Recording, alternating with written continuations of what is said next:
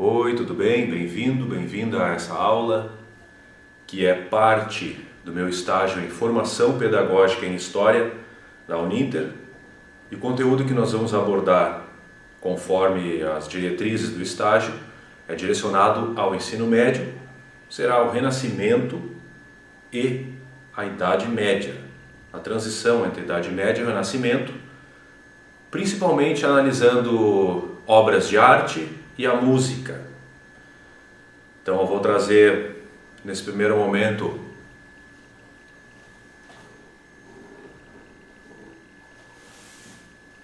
uma obra musical do período medieval executada aqui no violão.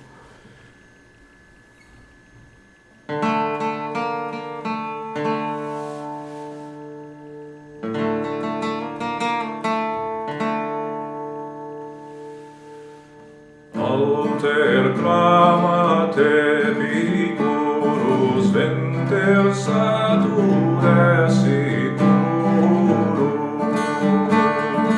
venter Deus meus erit talem Deum gula queri,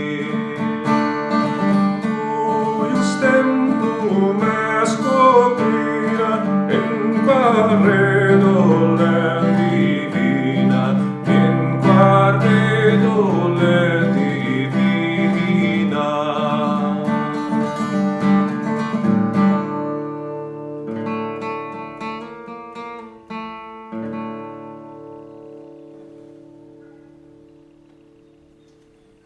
Então, por que eu trouxe essa música, essa obra musical para essa nossa aula?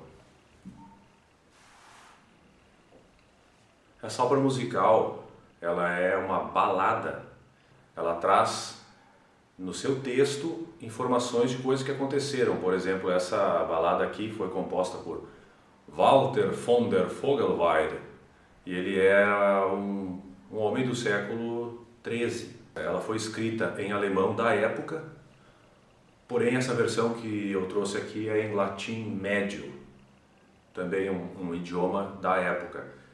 Isso até mostra uma certa integração como havia dentro do Sacro Império Romano Germânico, é uma fusão entre latinos e germânicos, porque nessa época do período medieval, essas baladas tinham a função de informar, elas eram propaganda, elas propagavam alguma informação.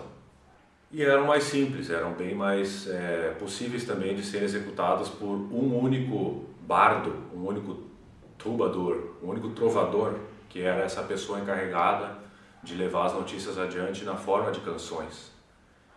Então é uma função bem interessante que a música tinha naquela época, não era apenas uma música, usando uma expressão parnasiana, ela não era a arte pela arte, a música pela música, ela tinha uma missão. Nesse caso era contar a história dos cruzados em direção a Jerusalém. Vamos dar sequência aqui analisando obras de arte do período medieval. Estou trazendo aqui uma peça bem interessante que é nominada O Voto do Pavão. Na tradição dos cavaleiros, o voto do pavão significava renovar por mais um ano, ali no período entre Natal e Ano Novo, a sua intenção de permanecer na cavalaria.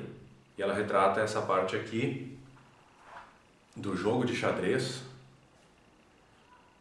E a intenção agora é a gente reparar nessas obras da época medieval, que elas não são naturalistas, elas são muito mais expressionistas. A gente entende que se trata de pessoas, se trata de vestimentas, um tabuleiro de xadrez, porém, claro, bastante distante do que é o real.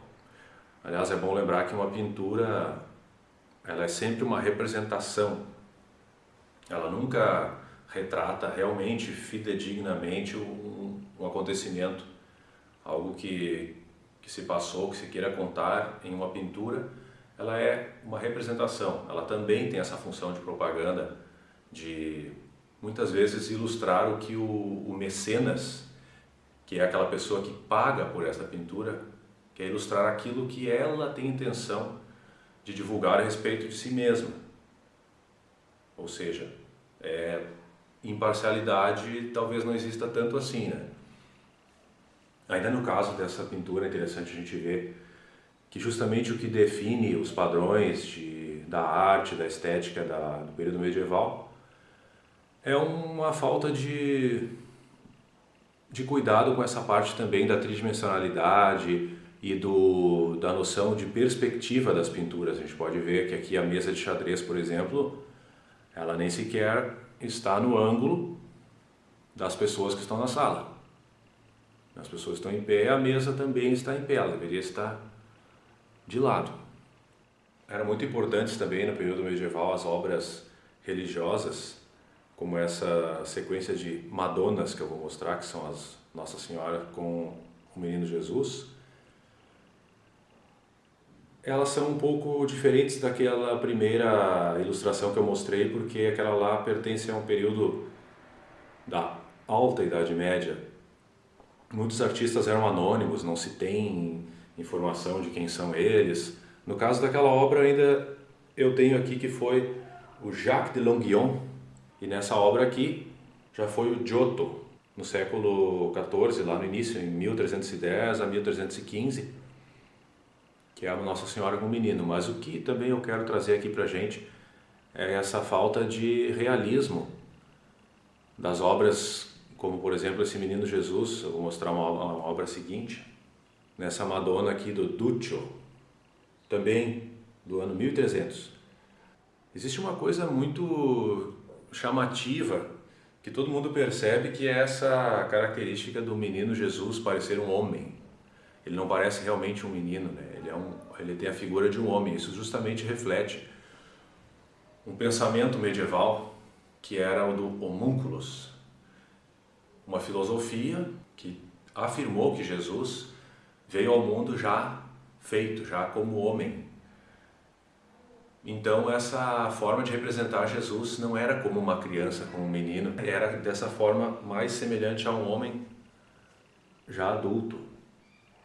No período medieval, o teocentrismo vigorava. Tudo estava ao redor de Deus, da religião, e não em volta do pensamento humano, das aptidões do homem, da figura humana. Nesse caso das pinturas das Madonas, por exemplo, os pintores preferem colocar, ou o senso comum da época dizia que eles deveriam colocar Jesus então como uma figura masculina já adulta, ao invés de uma figura de uma criança. Ou seja, orientados pelo teocentrismo. Logo em seguida aqui eu trago a Madonna do Prado, de Raffaello Sanzio. Essa aqui já sendo uma pintura do período do Renascimento.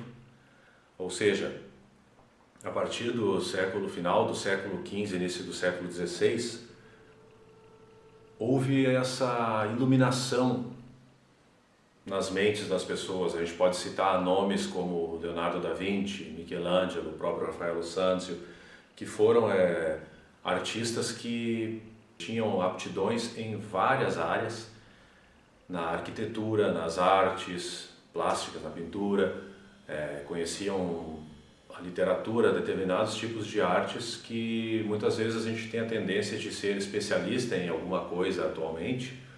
No período do Renascimento a tendência era a aptidão ampla em vários tipos de capacidades humanas.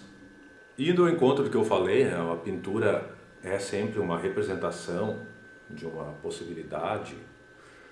Aqui nós temos a Madonna com o Menino Jesus e São João Batista. A gente pode reparar que, por exemplo, essas auréolas ao redor da cabeça deles, significando santidade, elevação. Essa outra obra aqui também, que é bastante conhecida do período do Renascimento, é a Dama com Arminho, feita pelo próprio Leonardo da Vinci, em 1489 e 1490, então no final do século XV. ela é bem representativa, ela traz essa noção da tridimensionalidade, da perspectiva, da luz, com uma abordagem estética muito mais naturalista, muito mais próxima da realidade, talvez até um hiperrealismo, do que aquelas pinturas anteriores que a gente viu do período medieval. E tudo isso, claro, porque aqui no período do Renascimento, o que guiava o fazer humano, as artes, a arquitetura, a pintura, o pensamento, era o antropocentrismo, as ideias de que o homem é bom, o ser humano é bom, que ele é capaz de fazer coisas lindas, belas, e não mais ter aquela visão do pensamento de que o homem era decaído, como diziam filosofias anteriores. O Renascimento também traz vários conceitos da antiguidade clássica greco-romana, como por exemplo nessa obra do Botticelli, que é o Nascimento da Vênus, a própria Vênus, uma figura da mitologia greco-romana, com o humanismo bastante destacado. E uma outra obra muito significativa, talvez dita por alguns como a síntese do período do Renascimento, é a Escola de Atenas, de Raffaello Sanzio, essa pintada entre 1509 e 1511.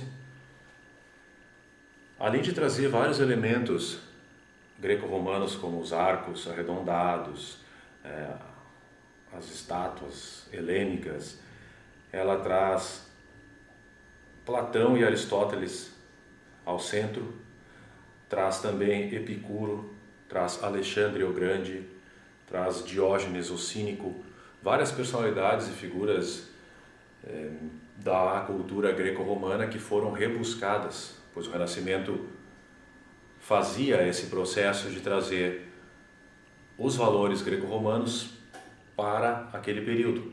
Então a Escola de Atenas traz os elementos estéticos e o pensamento do Renascimento muito bem sintetizados. Um outro trabalho bem significativo da época do Renascimento, o Homem Vitruviano.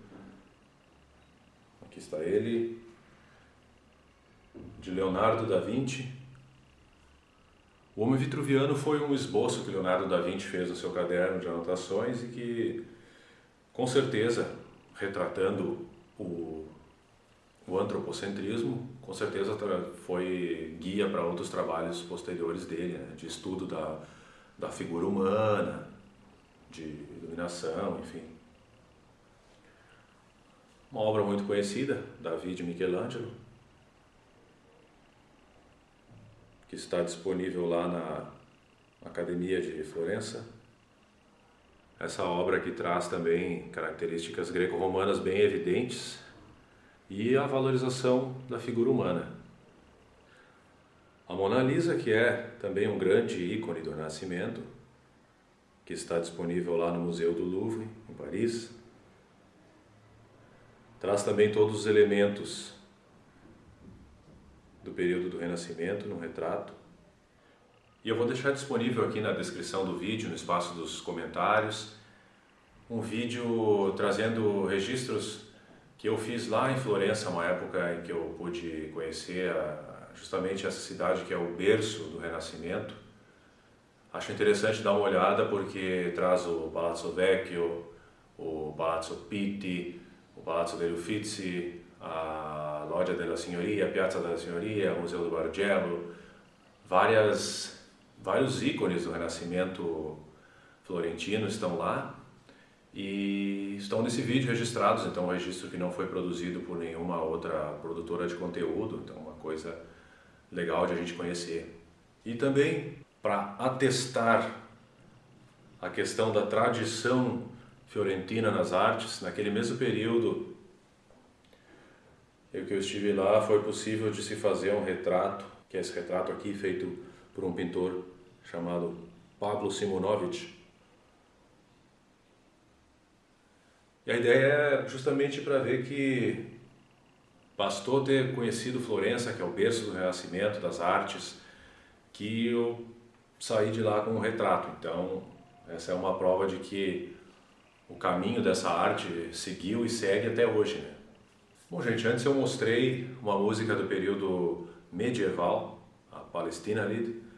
Agora eu vou mostrar uma música do período do Renascimento, justamente para a gente poder comparar elementos nessas duas composições e ver que a canção no período medieval era mais simplificada e no período do Renascimento ela tinha muito mais a questão da virtude do homem envolvida tanto na sua composição quanto na sua execução. A peça que eu trago é Kyrie, ou a missa do Papa Marcelli, do Palestrina, que é um importante ícone da música do Renascimento.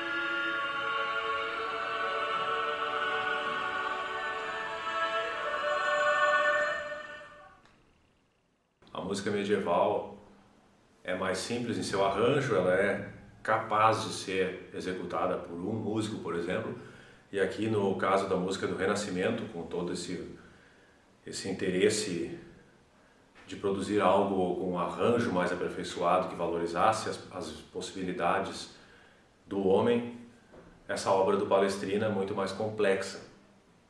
Então essas são grandes diferenças entre os dois períodos.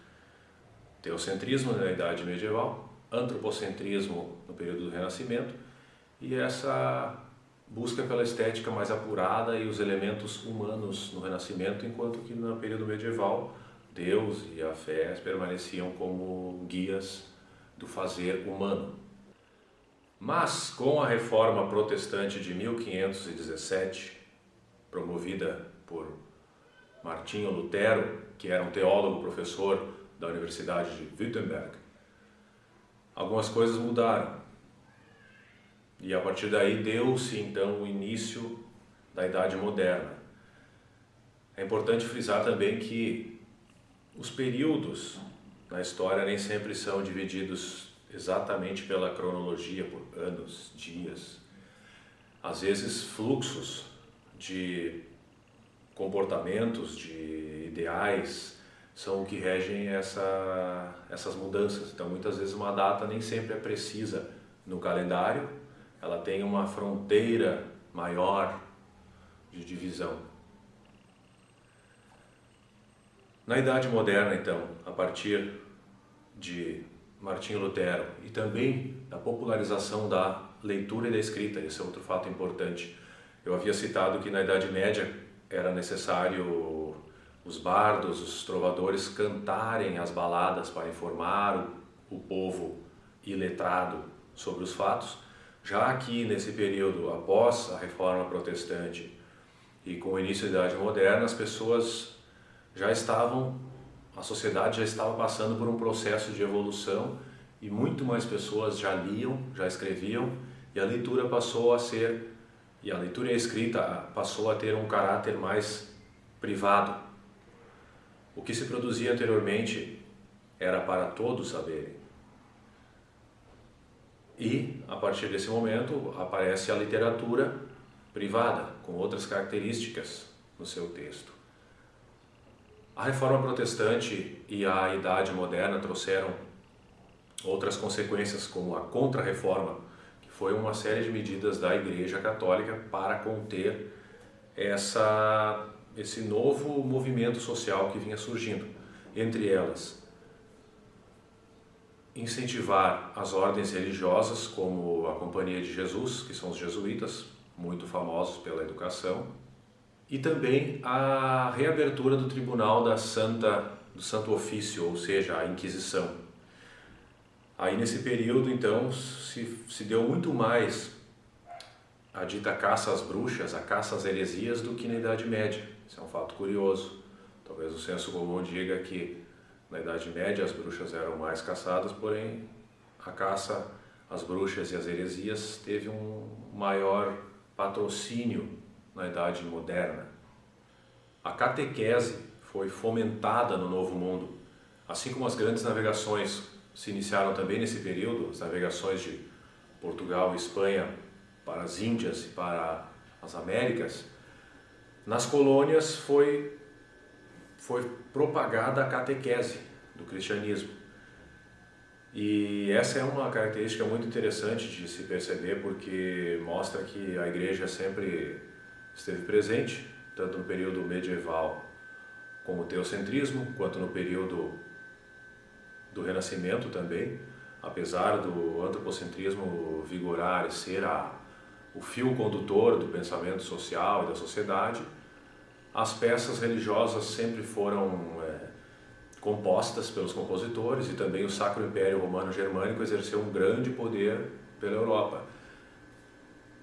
Assim, com essa informação de que a catequese também chegou até aqui, até a América, onde nós vivemos, e influenciou certamente toda a nossa vida, a nossa sociedade, eu quero colocar uma tarefa, propor uma tarefa, para você que assistiu a aula até aqui, que é o seguinte: assim como a catequese, a religiosidade é um valor, são valores que chegaram até nós através de todos esses tempos, eu gostaria de propor a você que escrevesse aqui nos comentários, dentro de tudo isso que a gente viu, que você me citasse aqui alguma coisa que você percebe hoje que seja herança de tudo isso que nós falamos. Pode ser alguma influência nas artes, pode ser alguma influência na música, na filosofia de vida, no sistema de governo, numa estrutura de poder, qualquer coisa que você perceba.